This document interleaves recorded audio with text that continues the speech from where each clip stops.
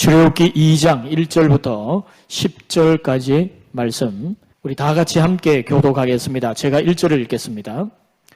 레위 가족 중 한 사람이 가서 레위 여자에게 장가들어 그 여자가 임신하여 아들을 낳으니 그가 잘생긴 것을 보고 석 달 동안 그를 숨겼으나 더 숨길 수 없게 되매 그를 위하여 갈대 상자를 가져다가 역청과 나무진을 칠하고 아기를 거기 담아 나일 강가 갈대 사이에 두고 그의 누이가 어떻게 되는지를 알려고 멀리 섰더니 바로의 딸이 목욕하러 나일 강으로 내려오고 시녀들은 나일 강가를 거닐 때에 그가 갈대 사이에 상자를 보고 시녀를 보내어 가져다가 열고 그 아기를 보니 아기가 우는지라 그가 그를 불쌍히 여겨 이르되 이는 히브리 사람의 아기로다. 그의 누이가 바로의 딸에게 이르되 내가 가서 당신을 위하여 히브리 여인 중에서 유모를 불러다가 이 아기에게 젖을 먹이게 하리이까. 바로의 딸이 그에게 이르되 가라 하매 그 소녀가 가서 그 아기의 어머니를 불러오니 바로의 딸이 그에게 이르되 이 아기를 데려다가 나를 위하여 젖을 먹이라. 내가 그 삭슬 주리라. 여인이 아기를 데려다가 젖을 먹이더니 그 아기가 자라매 바로의 딸에게로 데려가니 그가 그의 아들이 되니라. 그가 그의 이름을 모세라 하여 이르되 이는 내가 그를 물에서 건져내었음이라 하였더라. 아멘. 오늘 예배에 참여하신 우리 모든 성도들에게 하나님의 풍성하신 은혜가 임하기를 주님의 이름으로 축복합니다. 2층에서 영상으로 예배드리신 우리 성도들에게도 동일한 은혜가 임할 줄 믿습니다. 오늘은 어린이 주일입니다. 오늘 이 말씀이 또 여러분에게 은혜가 되고 도전이 되는 말씀이 되기를 바랍니다. 여러분, 튀르키예, 과거에는 터키였는데 그 튀르키예의 이스탄불이라고 하는 아주 유명한 도시가 있습니다. 그 이스탄불에 가면 관광 명소로 유명한 곳이 있는데 토카프 궁전이라는 곳이 있습니다. 이 토카프 궁전에는 아주 유명한 유물들이 많이 전시되어 있습니다. 과거 오스만 제국 시대에 세계 각국에서 가져왔던 많은 유물들이 거기에 전시되어 있는데 저도 거기에 가보니까 모세의 지팡이가 있고 또 다윗의 칼이 있고 또 야곱이 두르었다고 하는 터번, 모자가 있고요. 또 세례 요한의 손뼈와 머리뼈가 거기에 있다고 그래요. 그러니까 저도 그것을 봤는데 거기에 있는 것이 정말 진짜일까? 이런 생각도 사실은 합니다만은 하여튼 세계 각국에서 유명한 그런 보물들이 거기에 전시되어 있어요. 자, 그 중에서 제가 이 시간 여러분에게 말씀드릴 그 보물을 사진으로 보여드리겠습니다. 여러분, 저 사진에 나오는 보물은요, 다이아몬드인데 86캐럿짜리의 다이아몬드예요. 여러분, 86캐럿이 어느 정도냐?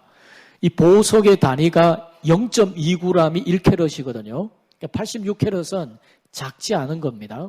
세계에서 몇 번째로 가는 그런 다이아몬드인데 제 관심은 저 다이아몬드가 86캐럿이냐 거기에 관심 있는 게 아니고 저 다이아몬드의 이름입니다. 여러분, 저 다이아몬드의 이름이 뭐냐면요, 스푼 메이커스 다이아몬드인데 우리말로 굳이 설명을 하자면 숟가락 장수 다이아몬드, 일명 숟가락 다이아몬드라고 이야기를 합니다. 여러분, 정말 다이아몬드 치고 그 호칭이, 별명이 참 촌스럽죠.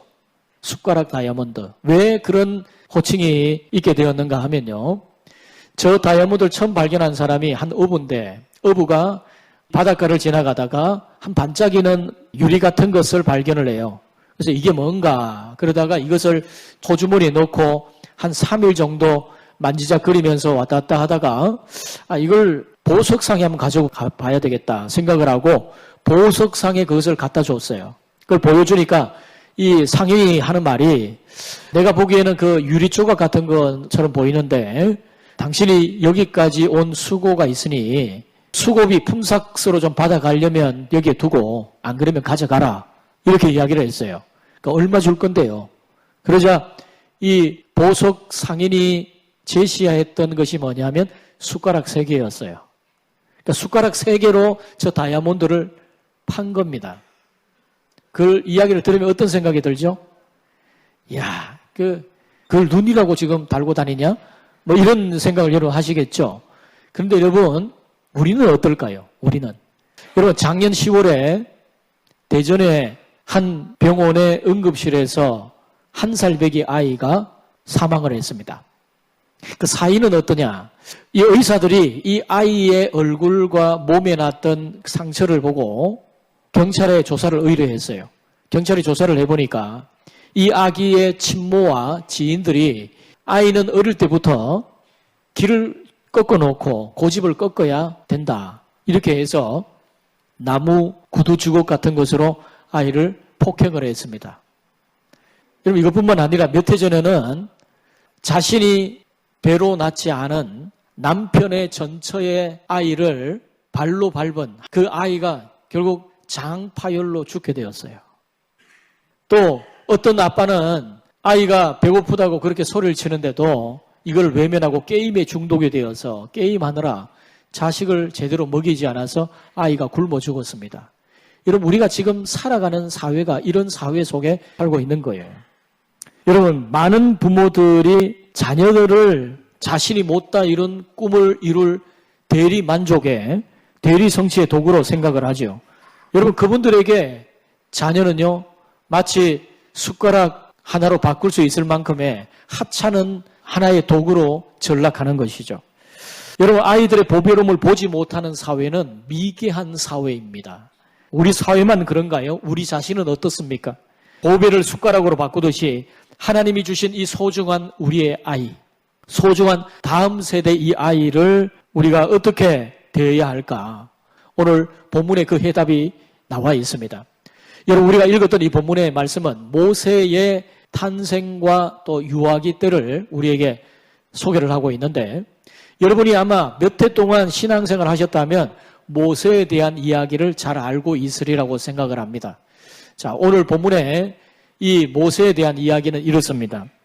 야곱의 가족 70명이 애굽, 오늘날로 말하면 이집트로 이주를 했는데, 그때 애굽이라고 하는 나라는 큰 기근이 있었지만 이 야곱의 아들 요셉의 지혜로운 좋은 덕택에 그 기근을 피해서 큰 강대국으로 발돋움을 하죠. 그 은혜를 알고 있었던 바로왕은 야곱 일가와 요셉 식구들을 아주 극진히 대접을 했습니다. 그리고 400년의 시간이 흘러서 이 야곱의 일가는 굉장히 큰 이스라엘 민족으로 크게 번성을 하게 되는데, 400년이 지나서 요셉을 알지 못하는 또 다른 바로왕이 세워져서 이스라엘 민족을 굉장히 억압을 했어요. 특별히 이 이스라엘 민족이 굉장히 번성을 하니까 산하 제한 정책을 펴는데, 이 이스라엘 유대인들을 굉장히 고된 노동을 시켜서 아이를 낳지 못하도록 하자, 이렇게 생각을 해서 아침부터 저녁까지 고된 노동을 시켰습니다. 그럼에도 불구하고 아이들이 계속 태어나니까 이제는 산파들에게 명령을 해요. 아들을 낳으면 죽여야 된다. 그런데 이 산파들이 하나님을 두려워해서 하나님을 대한 믿음을 가지고 아이를 살려두게 되죠. 그러자 이 바로왕은 법령을 공포를 해서 이제 남자아이가 태어나면은 나일강의 아그밥으로 던져라, 이런 법령을 공포를 합니다. 그런데 그때 태어났던 아이가 모세였어요. 모세의 부모가 이 아이를 볼 때 너무 아름다워요. 아주 특별한 아이임을 알게 되었습니다. 그래서 3개월 동안 이 아이를 숨겨서 키우는데, 여러분 아이들을 키워보셨잖아요. 아이들은요, 눈치가 없어요. 아이는 그냥 눈치 보고 울지 않습니다. 그냥 대놓고 그냥 울어대죠. 배고프면 울죠. 쉬 싸면 울죠. 이 아이는 눈치가 없어요. 대놓고 소리를 지르는데 한 3개월 정도 아이가 컸으니 얼마나 그 소리가 컸겠습니까? 도저히 이 아이를 감출 수가 없어요. 간이 콩알만해지고 너무 두려워서 들키면 어떡할까? 그런 가운데 모세의 부모는 결정을 했습니다. 이제 이 아이를 떠나보내야 될 때가 됐구나. 그런데 최선을 다해서 이 아기를 위해서 갈대 상자를 엮어서 거기에 역청을 발라 방수 처리를 하고 나일강 갈대 숲 사이에 이 아이를 둡니다. 그리고 모세의 그 큰 누이 미리암을 통해서 그것을 지켜보게 하는데, 바로왕의 공주가 목욕을 하러 왔다가 이 아이 울음소리를 듣고 아이를 데려와 보니 히브리 유대인 아이인 것을 알게 되었어요. 그때 모세의 누이 미리암이 달려가서 제가 젖이 잘 나오는 유모를 알고 있습니다. 소개해 드릴까요? 그래, 데려와라. 그래서 모세의 생모를 데리고 갑니다. 그래서 모세의 생모는요, 이제 눈치 보지 않고 월급 받아가면서 자식을 키우는데, 이 바로왕의 공주가 이렇게 이야기를 합니다. 나를 위해서 이 아이에게 젖을 물리라. 내가 삭슬 주리라. 이렇게 이야기를 합니다. 그리고 이 아이가 젖을 떼고 왕궁에 들어갈 때까지 한 4년, 5년 정도 기간 동안 이 모세의 생모는 이 아기를 안고 이 아기에게 필요한 유대인으로서의 정체성, 하나님의 백성임을, 또 그 백성의 이 고역됨과 소명을 확실하게 이 아이의 심령 속에 심어주는 거예요. 그래서 이제 4세, 5세 젖을 뗄 때가 되어서 왕궁으로 이 아이는 들어가게 됩니다. 오늘 이제 그런 이야기를 여러분이 본문을 통해서 읽으셨어요. 여러분, 어떻게 이 아무것도 아닌 이 여자, 재산도 없고 직위도 없고 명예도 없고 권세도 없는 노예 출신인 이 여자가 어떻게 바로왕의 명령을 거절할 배포가 어디서 나왔을까요? 어떻게 아이를 그냥 던지지 않고 어차피 죽을 건데 빨리 그냥 가라 그렇게 하지 않고 바구니에 역청을 칠을 해서 배를 만들고 거기에 아이를 두고 또 자기 딸을 망보게 하고 타이밍을 놓치지 않고 기도하면서 이 아이를 지켜보는 이런 지혜를 어떻게 갖게 되었을까? 여러분, 우리가 한 사람을 대학원까지 교육을 시켜도 인격을 제대로 세우는 것이 쉽지 않는데 어떻게 이 여자는 그 젖먹이는 짧은 기간 동안에 한 사람의 의식과 한 사람의 삶의 좌표를 정확하게 세워서 애굽이라고 하는 그 세상 속에 들여보낼 수 있었을까? 그런 열정과 지혜가 어디서 나왔을까? 그 해답은 눈에 있습니다. 눈에 있습니다. 여러분, 이 눈이라고 하는 것은 시각 아닙니까?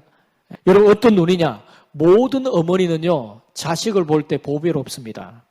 여러분, 제가 여러분의 입을 벌려서 굳이 답을 하지 않아도 어떤 대답을 할지 충분히 알고 있는 질문을 제가 드리겠습니다.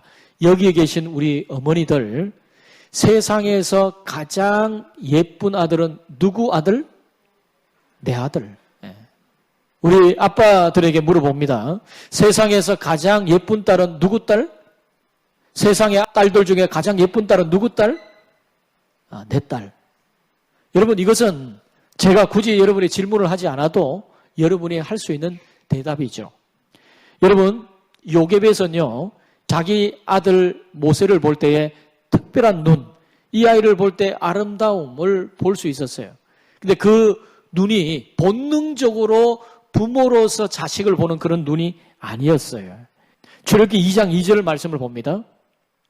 그 여자가 임신하여 아들을 낳으니 그가 잘생긴 것을 보고 석 달 동안 그를 숨겼으나, 자, 그가 잘생긴 것을 보고, 아니, 자식 예쁜 거 당연한데 그가 잘생긴 것을 보고, 여러분, 고슴도치도 자기 새끼가 예쁘다 그러는데 그가 잘생긴 것을 보고, 이 말이 무슨 말인가?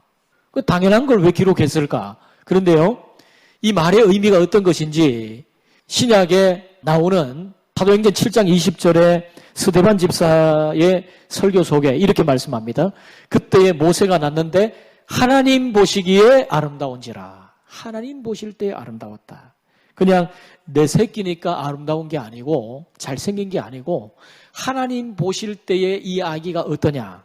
하나님께서 보시는 눈으로 이 아기를 볼 수 있는 눈이 이 부모에게 있었다는 것이죠. 여러분, 하나님 보시기에 뭔가 영적인 아름다움을 이 어머니가 감지를 했다는 것입니다. 그래서 여러분, 유진 피터슨이라고 하는 분이 성경을 의역한 메시지라고 하는 성경이 있는데 거기에 보면 뭔가 특별한 것, something special, 뭔가 특별한 것을 봤다 이렇게 기록을 하고 있어요. 그러니까 본능적인 그런 보배로움이 아니라 모든 엄마들이 자식을 볼 때에 보는 그런 눈이 아니라 그 아이를 볼 때 뭔가 특별한 것이 있다는 것을 봤다는 것이죠. 그렇다고 이 아이를 잘 키워서 내 때는 고생했지만 이 아이 때는 고생하지 않도록 해야 되겠다. 내 때는 가문이 형편없었지만 이 아이 때는 가문이 좀 펴질 거다. 뭐 그런 써먹기 위한 실용적인 가치로서의 보배로움이 아니고 하나님의 눈으로 이 아이를 보고 하나님의 관점에서 볼 수 있는 보배로움을 감지했다는 것입니다. 여러분, 우리가 아이를 대할 때에 86캐럿짜리 다이아몬드를 숟가락 3개로 바꾸는 그런 어리석음을 범하지 않도록 우리가 우리 아이들 정말 보배롭고 존귀하게 잘 키우려면 우리들에게 어떠한 시각이 있어야 될까요? 어떤 시각이? 오늘 본문에 몇 가지로 말씀을 합니다. 첫째로는요, 이 아이는 하나님의 작품이다라는 겁니다. 저를 따라옵니다. 이 아이는 하나님의 작품이다. 하나님 보실 때에 그렇다는 거예요. 하나님의 눈으로 볼 때 이 아이는 하나님의 작품이다. 그것을 볼 수 있어야 된다는 것입니다. 여러분, 제가 사진에 띄워드린 저 아기 말고 여러분의 아이, 그리고 우리 주일학교 다음 세대 아이를 볼 때에 이 아이는 하나님의 작품이다. 그것을 볼 수 있는 눈이 있어야 된다는 거예요. 여러분, 작품은 제품과 다르죠. 공장에서 대량으로 찍어내는 제품이 아니라 세상에 하나밖에 없는 작품. 그래서 개성이 다르고 기질이 다르고 성격이 다르고 취향이 다른 특별한 작품으로 이 아이를 하나님이 만들어주셨다. 그것을 기억하라는 것입니다. 여러분, 여러분의 자녀는요, 명품 옷을 입히지 않아도 명품입니다. 명품 신발을 신기지 않아도 이미 명품입니다. 오늘날의 많은 부모들은 생각해요. 내 아이는 특별하니까, 그러니까 내 아이는 특별한 명품을 입혀야 돼, 이렇게 생각을 하지만 특별한 세상의 것으로 그 아이를 포장하지 않아도 이미 그 아이는 하나님 보실 때에 특별한 작품입니다. 여러분, 그 눈을 볼 수 있어야 돼요. 여러분, 그렇게 믿으셔야 돼요. 이 특별한 아이를 보통 아이로 키우고 싶어하는 우리의 열망, 그게 어리석음이라는 말씀입니다. 여러분, 왜 우리 아이가 옆집 아이처럼 자라가야 되죠? 왜 세상의 교육 공무원이 그어놓은 기준대로 우리 아이를 키워야 합니까? 왜 우리 아이가 세상이 요구하는 삶을 살아야 되죠? 왜 우리 아이가 세상이 박수 쳐주는 그 기준에 맞추어서 우리 자녀가 자라가야 됩니까? 그건 세상에 딱 하나밖에 없는 작품인데, 세상에 모든 사람들이 생각할 때 그 똑같은 기준 속에 생각하는 그런 평범한 아이로 여러분의 자녀를 왜 키우려고 하십니까? 여러분의 아이를 특별한 하나님의 작품으로 볼 수 있는 눈이 열려지기를 주님의 이름으로 축복합니다. 그럴 때 여러분, 우리가 우리 자녀를 정말 귀하게 잘 키울 수가 있어요. 자, 두 번째로 이 아이는 하나님의 소유다 하는 것이에요. 따라옵니다. 이 아이는 하나님의 소유다. 여러분, 믿으십니까? 여러분의 자녀가 하나님의 소유라는 사실, 하나님의 눈으로 볼 때 이 아이는 하나님의 소유다, 그 사실을 여러분 인정을 해야 됩니다. 하나님의 눈으로 보면 이 아이는 정말 귀한 하나님의 소유다, 하나님의 것이다. 아니, 목사님, 내가 배가 아파서 내가 낳았는데요. 물론 제가 그것을 인정하죠. 내가 배 아파서 낳았던 것도 제가 부인하지 않습니다. 여러분이 그 아이를 10달 동안 뱃속에 품으면서 때로는 구토하고 때로는 임신 중에 고생한 것, 그거 절대 작다고 말씀드리는 것 아닙니다. 나를 통해 왔을지라도 이 아이는 내 것이 아닙니다. 여러분이 그 아이의 콧구멍을 팠습니까? 아니면 쌍꺼풀을 만들었나요? 뭐 요즘에는 돈 들여서 쌍꺼풀을 만들기도 합니다만은, 하여튼 여러분이 그 아이의 뱃속에서 그 아이의 귓구멍이 생기도록 조성을 했나요? 아니면 그 아이의 DNA가 그렇게 될 수 있도록 여러분이 그렇게 작업을 했습니까? 우리가 고작 한 거라고는 그 아이와 함께 자고 이 세상에 필요한 것들을 공급해 주었을 뿐입니다. 내 것 아닙니다. 언젠가 하나님이 쓰겠다 하실 때 하나님의 것으로 하나님의 마음대로 쓰실 수 있는 주님의 도구로 하나님께 드려야 할 아이입니다. 뭐 내가 생각할 때 꼭 목사, 선교사만 하나님께 드리는 게 아니고 하나님이 그 아이에게 특별하신 어떤 목적을 가지고 그 아이를 인도하시는데 언젠가 하나님께서 내가 네 자녀 좀 써야 되겠다. 그럴 때 하나님의 뜻대로, 하나님의 자녀니까요. 하나님의 것이니까요. 마음대로 쓰십시오. 여러분, 그렇게 하셔야 돼요. 여러분, 저는 많은 부모들 중에 그렇게 말하는 부모님 많이 봤습니다. 물론 제가 이해를 합니다. 목사님, 다른 아이는 다 선교사, 목사 돼도 되지만 내 아이만큼은 안 됩니다. 내가 어떻게 키운 아이인데요. 이 아이를 달라고 합니까? 이렇게 생각하시는 분이 있어요. 근데 여러분, 내 아이 아닙니다. 여러분, 그것을 알 때가 옵니다. 내 품에 영원히 둘 아이가 아닙니다. 언젠가는 하나님의 뜻대로 이 아이에 향한 하나님의 놀라신 부르심에 따라서 이 아이가 하나님 앞에 쓰임받아야 될 어떠한 영역이든지, 목사, 선교사 아니라도 어떠한 부분에서든지 하나님의 도구가 되어서 하나님의 나라를 세워가야 될 그런 하나님의 도구다, 하나님의 것이다.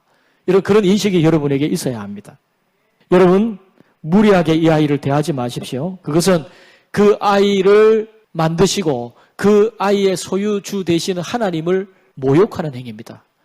아이의 배를 함부로 짓밟는 것은 그 아이를 지으시고 그 아이의 소유주 되신 하나님을 짓밟는 것과 똑같은 것이에요.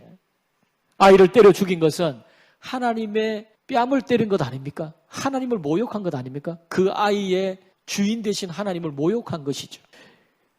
여러분, 우리가 그 아이를 어떻게 보느냐에 따라서 그 아이를 어떻게 키우냐가 결정이 됩니다. 여러분, 오늘 바로왕의 공주가 모세의 어머니에게 이렇게 이야기를 하잖아요. 네가 나를 위해서 그 아이의 젖을 먹이라. 내가 그 삭슬 주리라. 그때 이후로부터 이 아이는 전혀 다른 아이가 되죠. 황실의 아이가 됩니다. 함부로 그 아이를 회초리를 때릴 수도 없고 함부로 뭐라고 할 수 없는 그런 아이가 되죠. 왕통의 신분을 가진 아이가 되는 것 아닙니까? 공주의 아들이죠. 여러분, 우리 아이들 또한 온 우주의 왕이신 하나님의 자녀임을 볼 수 있어야 돼요. 내 자녀이기 전에 하나님의 것이다. 하나님의 소유다. 이런 눈이 우리 부모들에게, 우리 성도들에게 열리기를 주님의 이름으로 축복합니다. 마지막 세 번째로 이 아이 속에 하나님의 계획이 있다 하는 것을 아셔야 돼요. 따라옵니다. 이 아이 속에 하나님의 계획이 있다. 하나님의 계획을 개의치 않고 내 계획을 이 아이를 통해서 이루기를 원하는 소원 성취의 도구로서 이 아이를 생각한다면 여러분, 그 아이를 향하신 하나님의 계획을 망치는 겁니다. 내 자존심을 세우고 내 체면을 세우고 내 망가진 옛 정체성을 이 아이를 통해서 복구하거나 그렇게 하기 위해서 이 아이를 키운다면 우리는 서론에서 살펴봤던 그 어부처럼 그 다이아몬드를 숟가락 3개로 바꾸는 것과 똑같은 행위를 하는 거예요. 여러분, 세상의 요구대로 살아가게 하려고, 세상의 가치를 심어주게 하려고 세상이 지금 그 아이를 향해서 작업을 하고 있습니다. 사단이 지금 작업을 하고 있어요. 그런데도 우리는 생각하기를 좋은 대학 가면 그저 이 아이의 인생의 앞길이 잘 펼쳐질 줄 알고, 좋은 직장 만나면 그 아이의 앞길은 그저 유토피아가 이루어질 것처럼 그렇게 착각하는, 여러분, 그것은 우리 자녀를 우리가 키우면서 정말 하나님의 진정한 보배된 이 아이를 낭비하면서 키우고 있는 거예요. 밥 퍼먹는 숟가락 하나로 이 아이를 바꾸는 것과 동일한 그런 행위를 우리가 하는 겁니다. 여러분, 요괴배에서는요, 노예였지만 그런 요괴배에서는 이 아가 속에 있는 이스라엘의 구원의 계획, 하나님의 놀라운 섭리와 역사하심을 볼 수 있는 눈이 있었어요. 그래서 그녀는 이 아이를 키울 때에 때로는 여러 많은 어려움과 여러 많은 핍박과 힘든 여러 여정들이 있었지만 이 아이를 최선을 다해 키웁니다. 그리고 마지막 나일강에 띄울 때도 어떻게 합니까? 야, 너 이제 살아서 못하냐? 어차피 죽을 텐데. 그렇게 함부로 그냥 내버리지 않고 그래도 할 수 있는 최선을 다해서 갈대상자의 역청을 발라서 이 아이를 나일강에 떠나보내죠. 여러분, 저는요, 여러분은 두렵지 않습니다. 거의 여러분이 어떤 사람인지는 거의 결정이 되었으니까 여러분은 두렵지 않아요. 그런데 우리 아이들은 두렵습니다. 왜냐? 어떤 아이가 될지 모르잖아요. 내가 유아세를 해보는 그 아이, 머리를 쓰다듬는 주일학교 아이들, 이 아이가 자라서 어떤 아이가 될지 저는 모릅니다. 그게 두려워요. 앞으로 어떤 아이가 될까? 정말 두려운 마음으로 이 아이를 보는데, 여러분 부모님들, 여러분의 키우고 있는 그 자녀가 어떤 자녀가 될지를 잘 아십니까? 모르지 않습니까? 그러니까 여러분, 우리는 그래서 긴장해야 되는 거예요. 여러분, 부모들의 제일 큰 죄가 뭔 줄 아십니까? 주어를 바꿔치기 하는 거예요. 내 자녀, 다음 세대 아이들을 내가 보기에 my precious, 나의 소중한 보배, 그렇게 생각하면서 내 것이라 생각하는 그런 의식, 나의 보배, my precious, 나의 소중한 보배, 이렇게 생각을 하는데 그게 아닙니다. 하나님 보시기에 my precious, 하나님의 소중한 보배로 인식을 해야 합니다. 내 보배이기 전에 하나님의 보배입니다. 하나님의 것이에요. 하나님을 깎아내고 하나님의 보배가 아닌 나의 보배로 전락하는 순간부터 진정한 보배로움을 낭비하는 것입니다. 그게 바로 여러분 서론에서 다이아몬드를 숟가락으로 바꿔버리는 그런 어리석음을 범하는 거예요. 여러분 이 말씀을 마무리하면서 제가 로마 제국 시대의 두 어머니를 여러분에게 소개를 하겠습니다. 한 엄마는요, 이름이 아그리피나라고 하는 여인입니다. 아그리피나라고 하는 여인은요, 자기 아들이 너무 사랑스러웠어요. 아이를 볼 때 너무 사랑스러워, 너무너무 귀해. 내 아이는 특별해. 너무 귀해. 내 사랑하는 아들, 내 아들, 내 아들. 그러다가 이 아들이 자신의 아들 이상으로 우상이 되어버렸어요. 그래서 이제는 남편도 눈에 안 보입니다. 남편이 로마 제국 황제인데 이 자식이 너무 사랑스러워. 그래서 이 자식을 황제로 만들려고 남편을 독살을 합니다. 그래서 아들을 로마 황제로 옹립을 해요. 그가 네로 황제죠. 로마 제국의 아주 유명한 폭군 아닙니까? 그 어머니가 그렇게 내 사랑하는 내 아들, 내 귀여운 아들, 너는 내 목숨처럼 소중해. 너 아버지보다 소중해.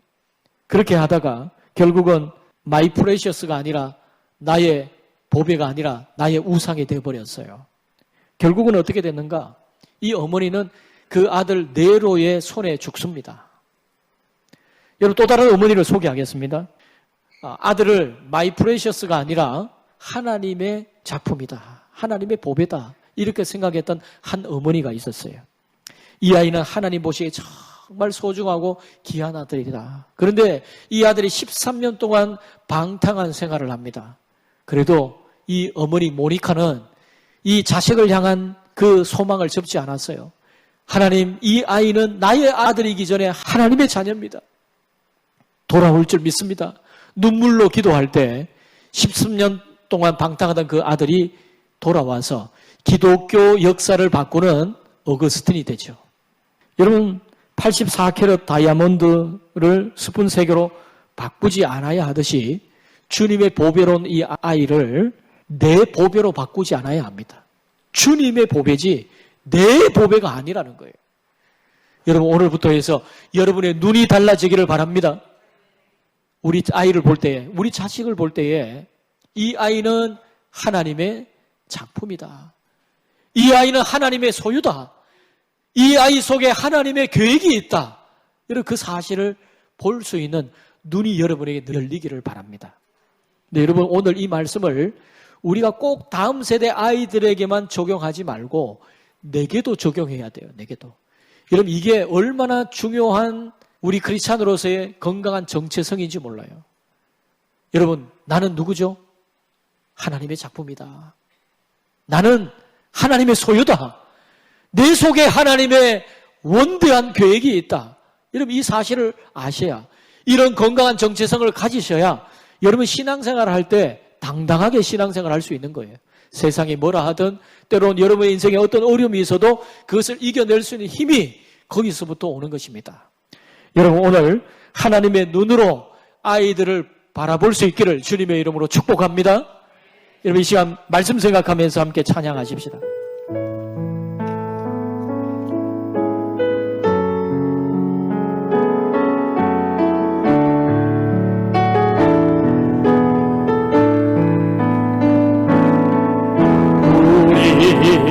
오늘 눈물로